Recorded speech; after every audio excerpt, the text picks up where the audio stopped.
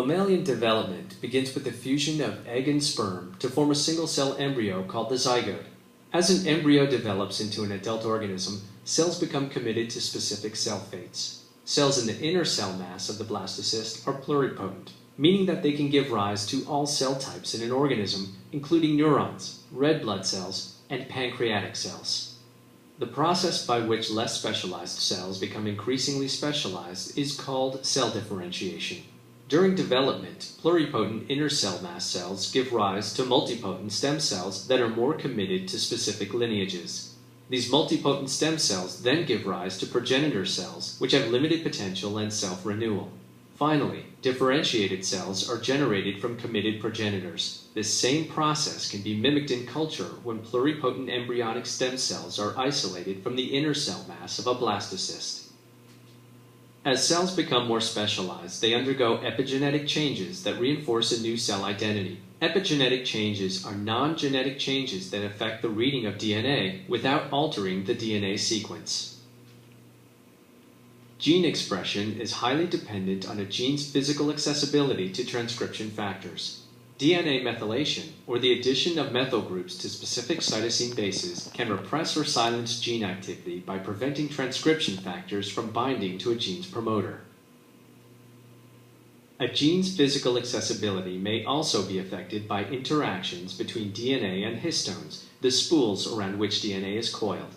Histone modification, such as acetylation, can cause histones to loosen or tighten DNA. Histone acetylation decreases the affinity of histones for DNA, allowing transcription factors to access and bind to a gene's promoter.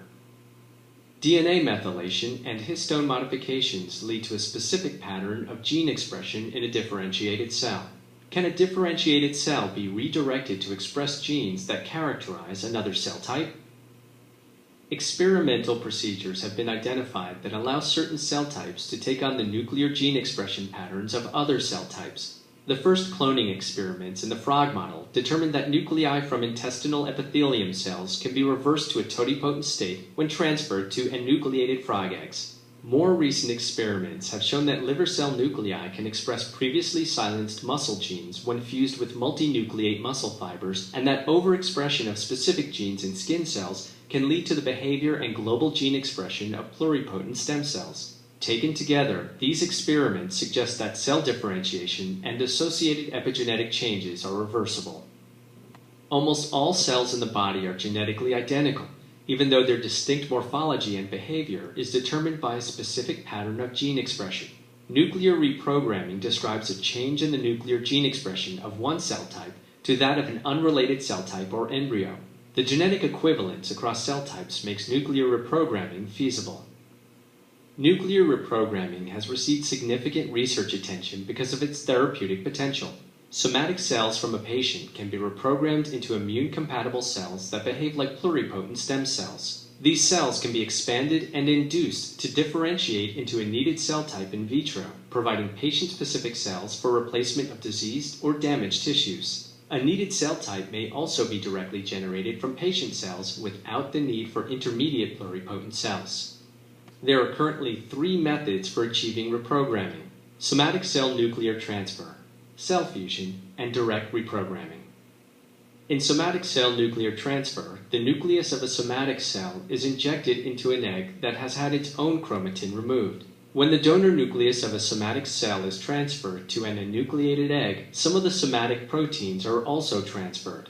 However, the large volume of egg cytoplasm dilutes somatic factors, allowing the embryonic transcriptional program to dominate and reprogram somatic chromatin such that egg proteins are produced. Somatic cell nuclear transfer can lead to the development of a normal blastocyst from which embryonic stem cells can be derived for transplantation therapies. This process is termed therapeutic cloning. Fusion of unrelated cell types has been used to investigate cell plasticity. When 2 cells are fused, a heterokaryon with 2 distinct nuclei is formed. In some cases, nuclei from fused partner cells merge, leading to a stable hybrid cell. Hybrids generated from the fusion of embryonic stem cells and fibroblasts can behave like embryonic stem cells. In a small percentage of hybrid cells, stem cell-specific genes that were previously silenced in the somatic cell are reactivated from somatic chromosomes. Reprogrammed cells that display embryonic stem cell morphology growth, and gene expression have been isolated by using a genetic marker that indicates reactivation of stem cell-specific genes.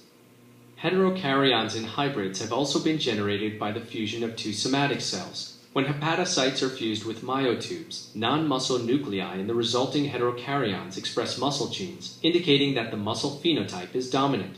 Currently, low reprogramming efficiencies and high DNA ploidy of hybrid cells limit the clinical applications of cell fusion.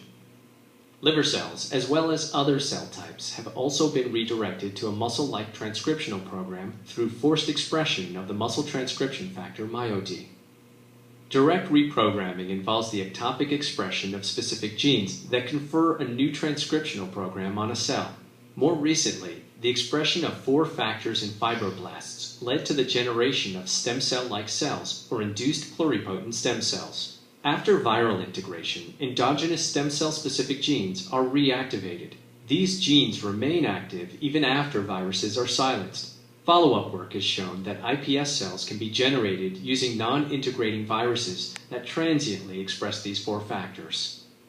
In addition, direct reprogramming has been used to generate insulin-producing beta cells from pancreatic exocrine cells. This process is termed lineage reprogramming because a differentiated cell type is generated from another differentiated cell type.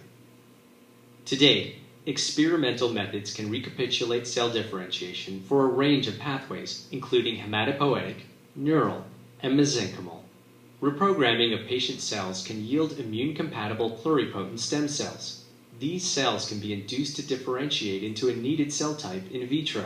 Alternatively, a needed cell type can be directly generated from a patient cell, eliminating the need for intermediate pluripotent cells. By understanding the molecular mechanisms behind reprogramming, we can develop more efficient, direct strategies for generating patient-specific cells. These immune-compatible cells can be used for transplantation therapies that treat a wide range of diseases and injuries. Mammalian development begins with the fusion of egg and sperm to form a single-cell embryo called the zygote. As an embryo develops into an adult organism, cells become committed to specific cell fates. Cells in the inner cell mass of the blastocyst are pluripotent, meaning that they can give rise to all cell types in an organism, including neurons, red blood cells,